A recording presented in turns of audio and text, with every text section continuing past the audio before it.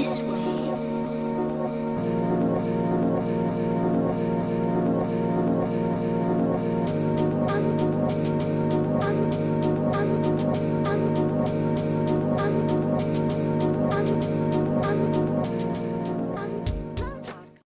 Bonjour à tous et à toutes, aujourd'hui je suis avec vous pour parler du Kik Evolve 2.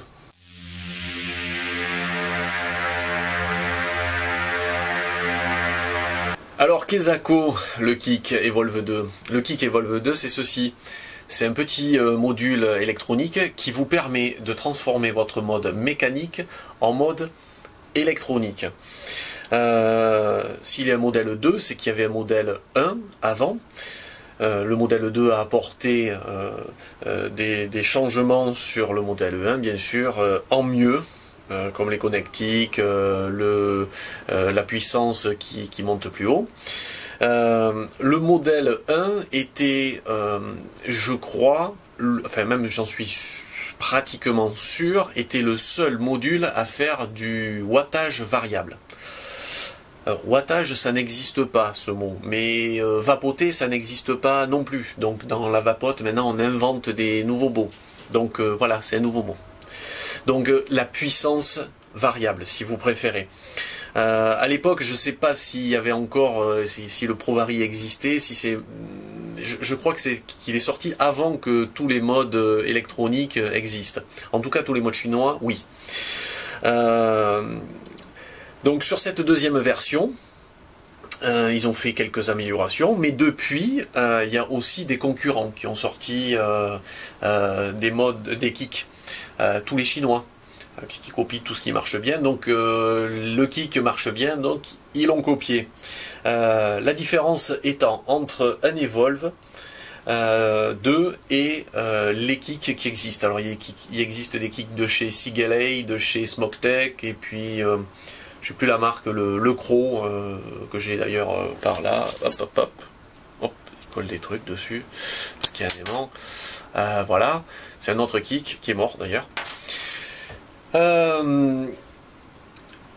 La différence, l'Evolve a un signal plat, comme le ProVari.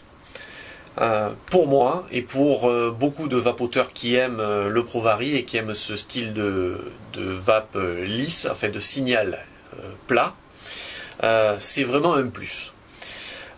Tous les autres, c'est comme les autres modes chinois, comme le Vamo, comme le ZMax, etc. C'est, vous savez, c'est le fameux signal 33 Hz, 33 fois en une seconde, ça retombe, etc. Donc une qualité de vape pour moi différente.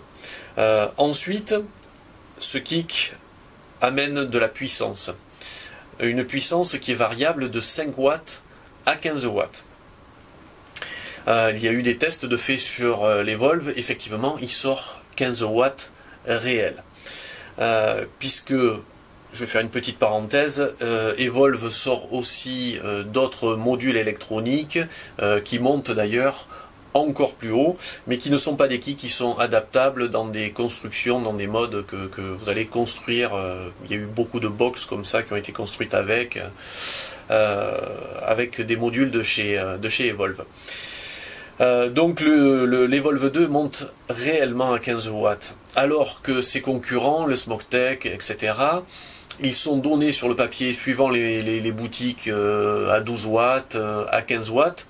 Donc ils disent cela soit pour appâter le client, mais dans tous les cas, c'est faux. Les kicks de chez Smoketech, Sigelei embarquent la même électronique que sur leur mode électronique, qui eux montent à 15 watts, mais sauf que leur kick... alors je sais plus quelle partie, je l'ai vu, mais je me rappelle plus quelle partie mécanique du kick les empêche de monter au-delà de 10,5 watts. Vous n'irez jamais au-delà avec le kick, avec les kicks chinois. Et dernière chose, l'Evolve permet de mettre dessus des résistances qui descendent de 0,5 ohms jusqu'à 3,3 ohms. Alors que ses concurrents si je dis pas de bêtises, commencent à 1,3 ou 1,2 ohms et vont aussi jusqu'à 3 ohms. Donc pour la plupart des gens, démarrer à 1,3 ohms, ça suffira. Pour certaines personnes dont je fais partie, qui ont des atomiseurs reconstructibles, ça pose un problème, puisqu'on a des atomiseurs qui descendent en dessous de ces 1,3 ohms. Par contre, donc techniquement il est supérieur, par contre au niveau du prix il est supérieur aussi. Un kick Evolve 2 ça vaut entre 45 et 55 € suivant les boutiques, alors qu'un Smoketech ça tourne aux alentours des 20 €. La différence de prix entre les deux, il y a aussi une qualité de fabrication. C'est une boîte américaine qui est très reconnue depuis des années, qui fabrique pour plusieurs modeurs qui vont intégrer ça, enfin, qui vont intégrer pas le kick, mais qui vont intégrer d'autres modules qu'ils fabriquent électroniques à l'intérieur de leur mode. C'est du haut de gamme, ça tient le coup. Voilà, c'est le kick est supérieur au niveau qualité de fabrication. Enfin, d'après ce que j'en déduis, d'après ma déduction et d'après ce que je vois et ce que j'entends dire aussi. Et pour toutes les différences, le niveau du wattage variable, le niveau des résistances qui vont prendre plus bas et au niveau surtout de la vape qui va être lisse, 25 €, même si c'est le double, 25 € de plus, moi je les mets, et d'ailleurs je les ai mis dedans et je les ai pas mis dans un Smoketech. Voilà. Avec ce kick, tout n'est pas rose non plus. C'est-à-dire, maintenant il a changé, on le verra de plus près après, mais il a ces petits pôles négatifs qui sont mieux que le précédent, mais il va vous falloir un mode mécanique absolument qui peut avoir le top cap qui se démonte, la partie supérieure qui se démonte, pour pouvoir mettre le kick à l'intérieur comme ceci.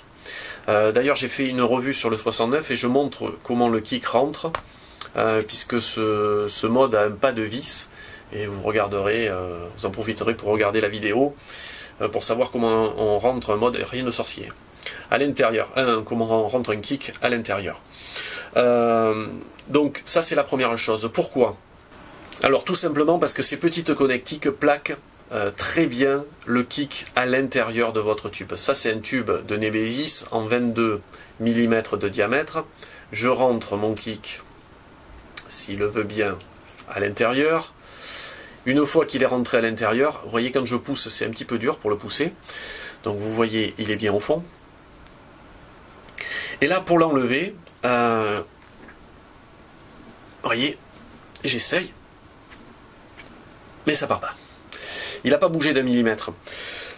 Donc dans ce que je voulais vous dire, si vous avez un mode et que vous êtes obligé de rentrer votre kick par l'arrière du mode, si vous le poussez au fond, une fois qu'il est au fond, il ne bougera plus. Vous ne pourrez plus le sortir, à part je ne sais pas comment, ou peut-être que mes connectiques tiennent mieux que les autres connectiques, que d'autres connectiques sur ce mode-là, je ne sais pas.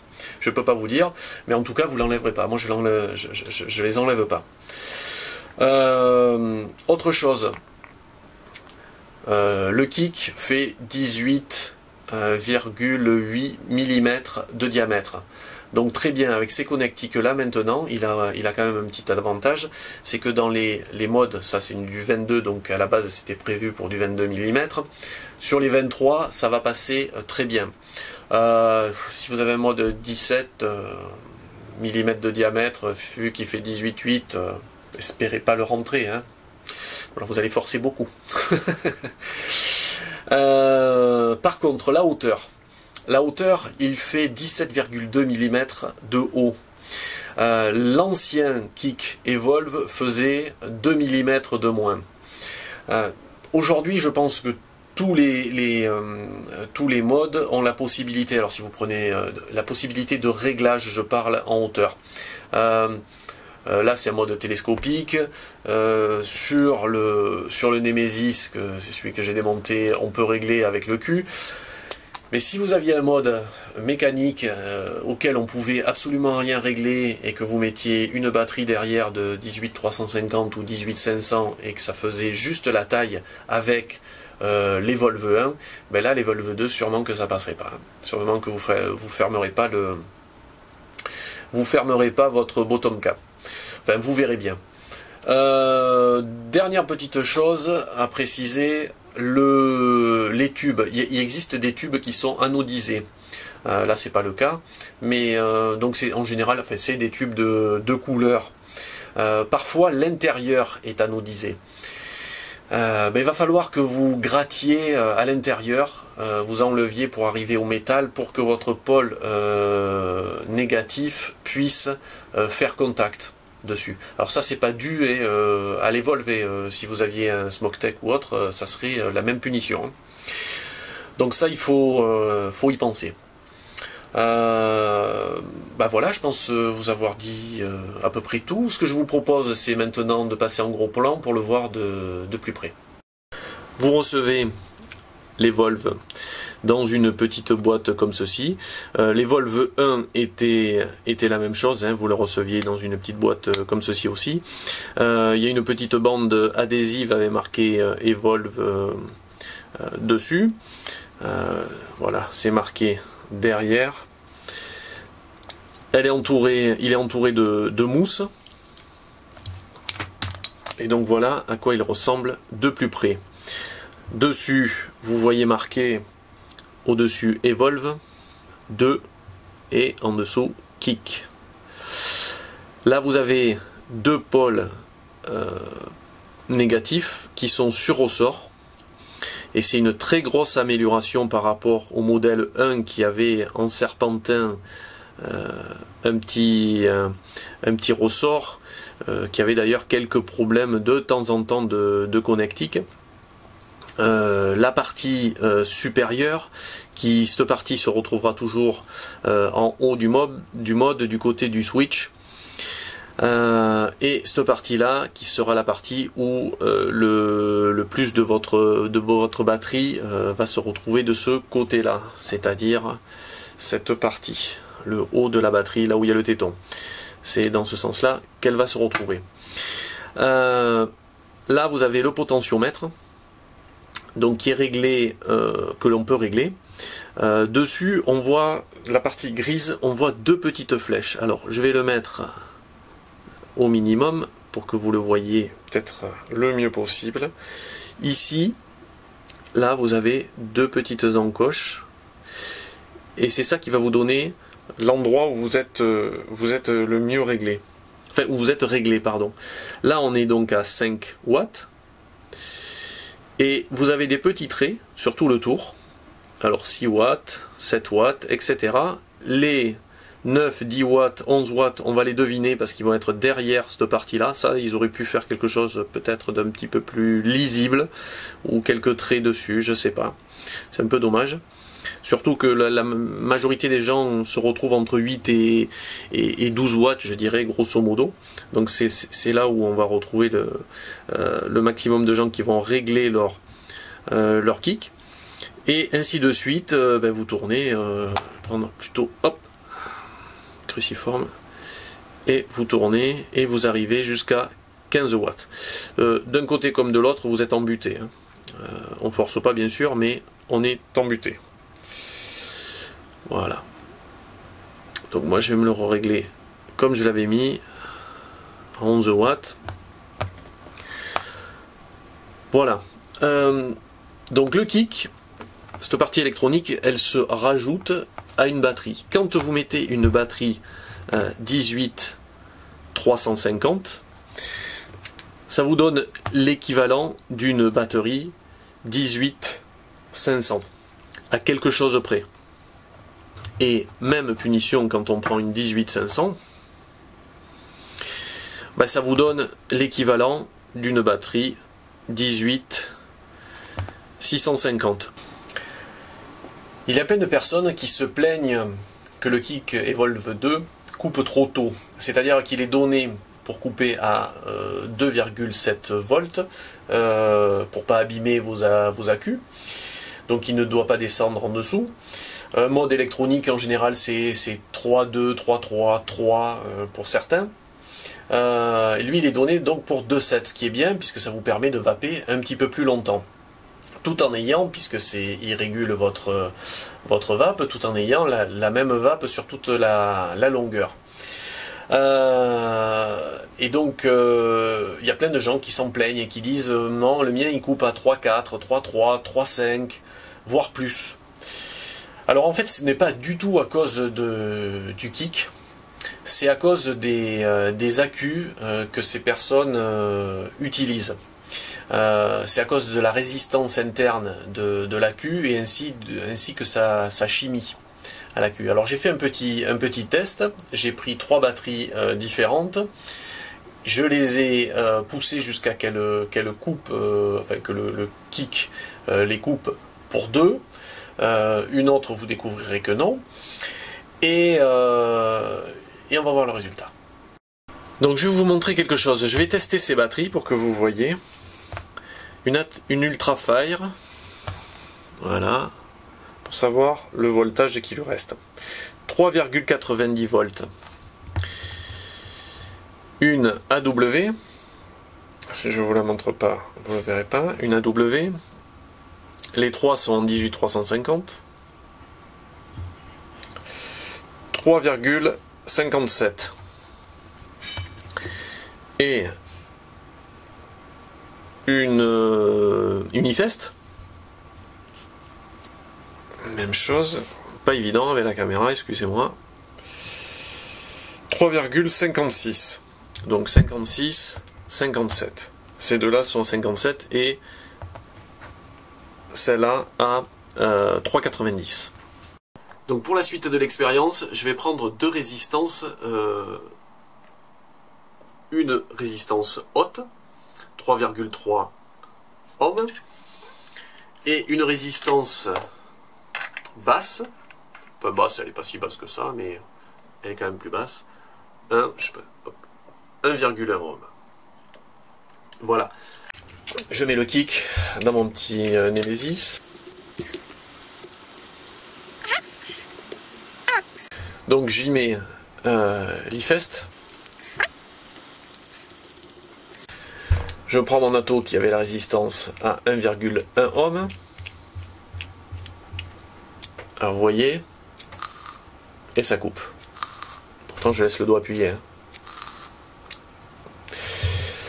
Donc on m'avait dit, si tu prends une résistance plus haute, donc dans les 3 ohms, ben la batterie va pouvoir, enfin ça va, le kick va marcher. Donc là, on part avec 3,3 ohms, donc à la limite de ce qu'il peut donner d'ailleurs. Même chose. Vous voyez, je laisse le doigt appuyé, ça envoie et ça coupe. Donc je me suis dit, c'est pas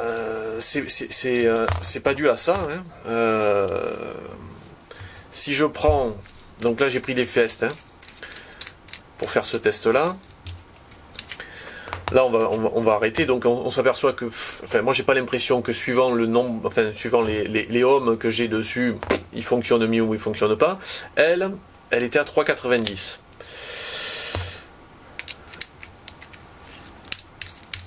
Alors, c'est une lithium, et ça, c'est des IMR, les deux autres.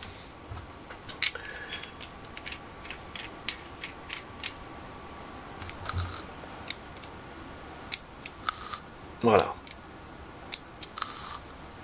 Elle le coupe déjà. 3,90 à 3 volts 9. Une lithium, elle n'arrive pas à tenir. Elle le coupe. Donc elle 3 volts 9. L'Ifest en IMR 3 volts 5. Et là on va mettre une AW.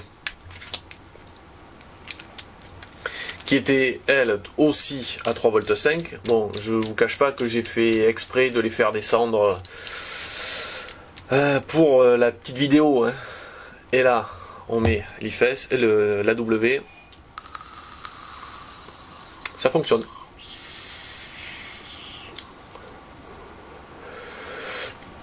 Et ça fonctionne encore très bien. Ce que je vais faire, je vais couper. Je vous promets que je garde cette batterie jusqu'à son effet, comme tout à l'heure, qui coupe. Et voir jusqu'à combien elle descend. A de suite. Donc ça y est, on est arrivé au bout. Voilà. Donc maintenant, on va regarder à combien est la batterie. 2,73. Voilà. 2,73, 74. Donc vous voyez que avec une AW, on arrive à la coupure que donne le kick, la coupure de 2,7 volts, alors que sur une Unifest, on est à 3,5. Et elle est où l'autre et l'autre, ah oui, je l'ai remise. J'ai mis à charger. Et l'autre, on arrivait à 3,90, ce qui était fou, quoi. Donc en fait, on s'aperçoit que suivant la batterie, il va couper. Donc c'est suivant la batterie que vous allez pouvoir faire, vous allez pouvoir pleinement utiliser l'Evolve. Si elle ne résiste pas à la puissance qui lui est demandée, ça va pas fonctionner. Alors effectivement, l'histoire des atos, plus vous allez avoir une résistance haute, moins ça va pomper dans la batterie. Plus la résistance va être basse, plus ça va avoir tendance à pomper dans la batterie. Excusez-moi, c'est pas des termes techniques, mais c'est pour essayer de vous expliquer comment ça fonctionne. La conclusion est, si vous voulez utiliser pleinement votre kick Evolve 2, il vous faut de l'AW en IMR. Voilà, la conclusion elle est simple. Voilà, après ce petit test. Parce que je me suis vraiment embêté quand même pour faire ce test, parce qu'il a fallu que je fasse descendre les deux batteries au même voltage, à quelque chose près. En fait, celle-là, elle a coupé, et quand celle-là a coupé, j'ai fait descendre celle-ci au même voltage, pour vous montrer que celle-ci, elle pouvait descendre encore plus bas. Alors pour conclure cette vidéo, qu'est-ce que j'en pense de l'Evolve? Vous l'avez bien compris depuis le début, j'en pense que du bien. Je trouve que c'est un module qui est super, qui vous permet donc, comme je l'ai déjà dit, d'avoir de l'électronique dans un mode mécanique. Moi, ce qui me gêne le plus dans mes modes mécaniques, c'est de partir et puis d'avoir une vape très haute, et puis au bout de quelques temps de me retrouver avec une vape, un niveau de puissance de vape qui va être bas. Là, au moins, je pars et j'ai toujours la même vape, celle qui me convient, en constant. Autre chose, vous pouvez acheter un mode mécanique chinois à 20 €, y mettre un Evolve à 50 €, ce qui vous fait 70 € au total, et avoir les performances d'un ProVaри qui en vaut 200. Et avoir en plus la puissance variable, ne pas comme dans un ProVaри régler votre puissance suivant votre voltage suivant vos atomiseurs. Là vous n'avez même pas besoin de vous embêter, que vous mettiez n'importe quel atomiseur, il va vous régler automatiquement la puissance par lui-même. Voilà, et puis pour moi personnellement, avoir de jolis modes, j'adore mes jolis modes mécaniques, et pouvoir y mettre le kick, je trouve ça super sympa. Par exemple, celui-ci, je ne peux pas mettre de kick dû à sa conception dedans, je le trouve magnifique, mais il sort jamais de la maison, du coup il reste ici, et je m'en sers quand la batterie est pleine avec un atomiseur en particulier, et puis après je le range parce que ça ne me convient pas personnellement. Alors après c'est les goûts et les couleurs aussi. Voilà, écoutez, si toutes ces vidéos vous plaisent, abonnez-vous à la chaîne, ça me fera plaisir déjà premièrement, et puis ça me motivera pour vous faire d'autres vidéos aussi sympathiques, enfin je l'espère. Sur ce, je vous dis au revoir, portez-vous bien, et puis à la prochaine. Oula, Damed, j'ai oublié de vous faire un petit rond, parce que moi j'aime bien faire des petits ronds pour finir mes vidéos. C'est ma marque à moi. J'essaye.